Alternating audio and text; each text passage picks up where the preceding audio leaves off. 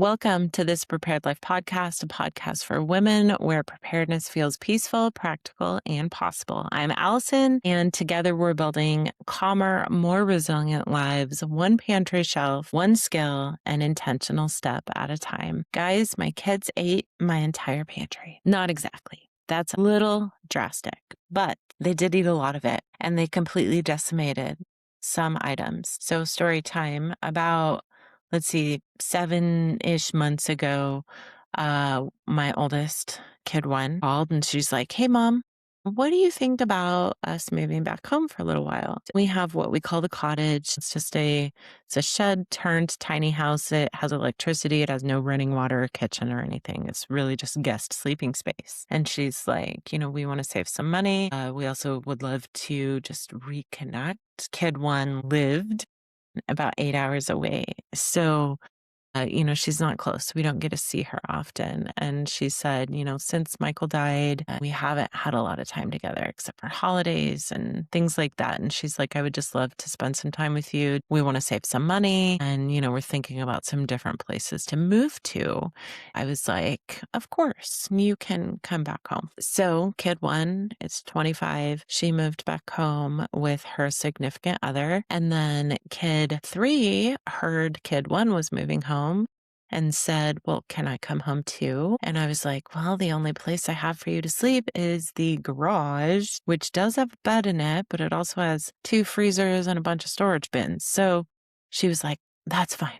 And so she moved into the garage. Kid 4 was still at home at that time because she was still 17. So all of my kids and their significant others moved back in and unintentionally ate most of my layer 2 pantry. So here's what happened. As different people were going down into creepy basement to get things or restock things in the kitchen. Things were getting taken from the wrong locations. And, I have a marker board where if you take something, you write down what you took so I know to replace it. Well, some people, haven't lived here, didn't even know that was a thing. And so stuff wasn't getting written down. Stuff wasn't getting rotated first in, first out. Layer 3 foods were getting taken instead of layer 2. It was just a mess. And so I was watching this happen. And I was getting a little frustrated. And then I was like, you know what? Let it go. I'm going to see what happens when instead of 3 people eating my layer 2 pantry, I have 7 people eating through my layer 2 pantry. And so this is all about what I ran out of, what I have too much of, and what I think my next steps are for my home food storage, my home food supply, when I am moving into an empty nest season of my life. If you are unfamiliar with my 3-layer food storage system, I suggest you go ahead and look at the episodes about layer 1, layer 2, and layer 3. That's going to give you kind of a rundown of what my 3-layered food storage system looks like. So layer 1 is my kitchen pantry. It's what we are eating right now. It's what's in the fridge and the kitchen cabinets and my canisters and growing in the garden and things like that. My layer 2 pantry is my home grocery store. This is how I restock my kitchen. And layer 3 is my long-term layer. It's my something really bad happened layer. These are long-term storage foods that will sit there anywhere from 2 to 10-ish years, and then they rotate into my kitchen. Layer 2 and layer 3 are similar foods, but they're packaged differently. Layer 3 is in Mylar bags and number 10 cans. Layer 2 is more original packaging, glass jars. Things are stored in storage bins and things like that. And both layer 2 and layer 3 are in what I call creepy basement because 1927 farmhouse is a little creepy down there. Kid 1 thinks is it The Grudge or The Ring? I don't know. One of those movies, the creepy movies with the thing that comes out. Anyway, there's a dirt area in the basement where the Grudge girl or whatever is going to come out and get everybody.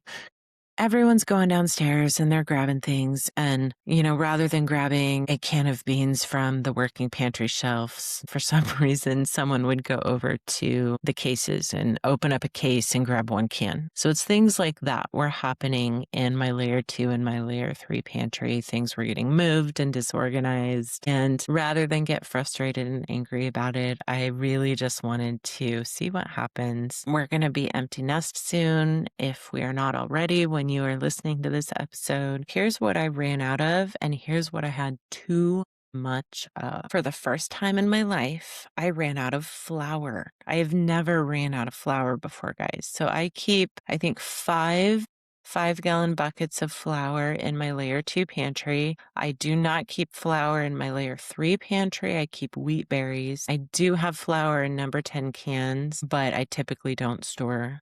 I'm not going to go out and buy more of that. I just have wheat berries and a wheat grinder for layer 3. But for the first time ever, I ran out of flour. I totally underestimated how much everyone was going to bake. They thoroughly enjoyed being in my kitchen, which pretty much has anything you might want or need. I've spent 20 years building this kitchen and what is in it. So, they would always say things like, "Oh, you have everything." And it's funny because I remember saying that exact same thing to my grandmother and my mother. So a little bit of pride in me that I have, a good working kitchen. But I underestimated how much they were going to bake. Flour, ran out of flour. I ran out of a lot of baking supplies. I ran out of powdered sugar. I ran out of brown sugar. I ran out of some spices, which I typically don't run out of spices because I buy those in bulk and jar them and vacuum seal them.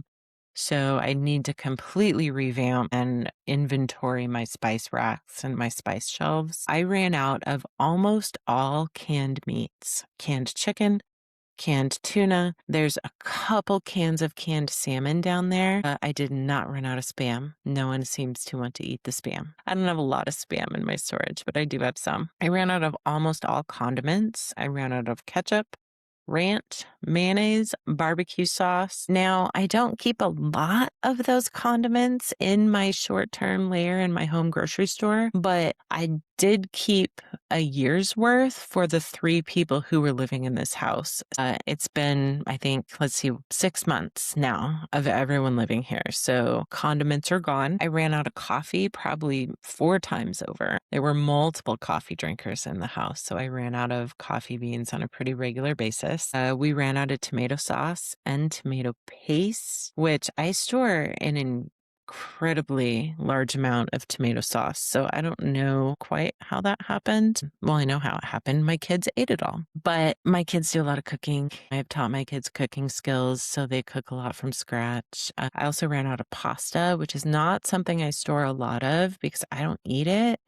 But I know my kids do, so I do keep it on hand. I do still have pasta in my layer 3 pantry, but only because they didn't know it was there. The layer 3 pantry isn't visible because it's in Mylar bags and it's in totes and it's in buckets. So they didn't know I had pasta in my layer 3 pantry. I ran out of laundry detergent, which that one surprised me because I know I had at least 2 years worth of laundry detergent on my shelf, but 7 people is a lot of laundry and they were all doing their own laundry. I was not doing their laundry. They're adults, but ran out of laundry detergent, which I found incredibly odd. Things I had too much of. Moving into a season of an empty nest here in our North Idaho homestead, I am starting to ask myself some questions on what should my food storage look like right now. But we have too much canned fruit. We have too many canned beans in varieties that we don't eat as often. We eat a lot of black beans and we eat a lot of pinto beans. But I realized when I was down there the other day, we have a lot of white beans on the shelf. We have a lot of chickpeas on the shelf.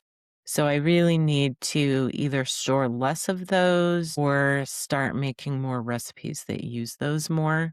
We have too many home canned experiments. One of the things that I always tell new canners is when you find a new recipe, try and make a small batch to make sure that you like it before you can a large amount of it.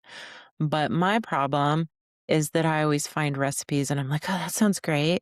And I may not be making 20 jars of it, but 7 jars times 10 recipes is a lot. And then if we don't like it, I end up having a lot of wasted food. So I have a lot of new recipes, experiments on my shelf of home canned food that we're not necessarily going to eat. I think I may start canning less, freezing more. I'm not quite sure there. I'm going to think about that one. As we come into this new season in my home food supply, this empty nest season, I am going to completely reorganize Creepy Basement. I'm going to clean it and declutter it and redo different areas and where things are stored and how they're stored. And specifically with layer 3, I keep asking myself, can I have too much in layer 3? My layer 3 pantry is my something really bad has happened layer.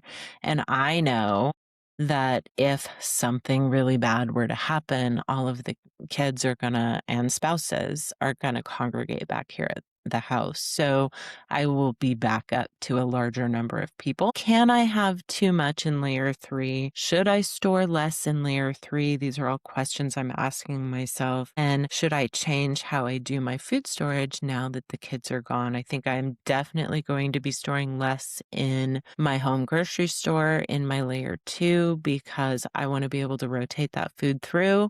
I don't want it sitting on the shelf and expiring and going bad. I don't want anything going rancid. It's still really important to me that our nutritional content is high and that we're not wasting our money. I want to be a good steward of the finances that I have available to me. I am most likely going to be storing less in my layer 2 pantry, still debating on that layer 3 pantry. And we aren't here yet, but it is in the back of my mind and it is something that I'm thinking about. We are nowhere near retirement, but it is something I want to be mindful of because I don't want to leave a mess for my children. So what does a layer 3 pantry look like? And at what age do I need to change that? At some point, we are no longer going to be the destination if a catastrophic event happens because we're just going to be too old. So I don't know what a layer 3 pantry looks like as 10 years, 15, 20 years from now. But I do know that like when my grandmother died, it was me, my husband, and my brother who cleaned out her house. And it was a lot of stuff. She was not a prepper, so it was not prepper stuff, but she was a home canner. She gardened and she had her things and just the things from life. I don't want to leave a mess in Creepy Basement that once I have died, my kids have to clean up. So that's something else that as I come into this empty nest season, I'm also thinking about the season that comes after and what does that look like for a home food supply. If you have thought about that or have taken action steps. If you're, listening to this on YouTube, please leave a comment. I would love to hear what you have done or send me a message over on Instagram. I would love to hear what steps you have taken as you've neared retirement or gone into retirement and how has your food storage been impacted by that? Did my kids eat my entire food storage? No, but they did go through a large amount and a huge chunk of it, most of which I am not going to replace because empty nest. So beneficial, happy, unintentional accident. And thank you for listening today. I hope you enjoyed today's episode and leave me a review that will help other women find this Prepared Life podcast because together we are building calmer, more resilient lives, one pantry shelf, skill, and intentional step at a time.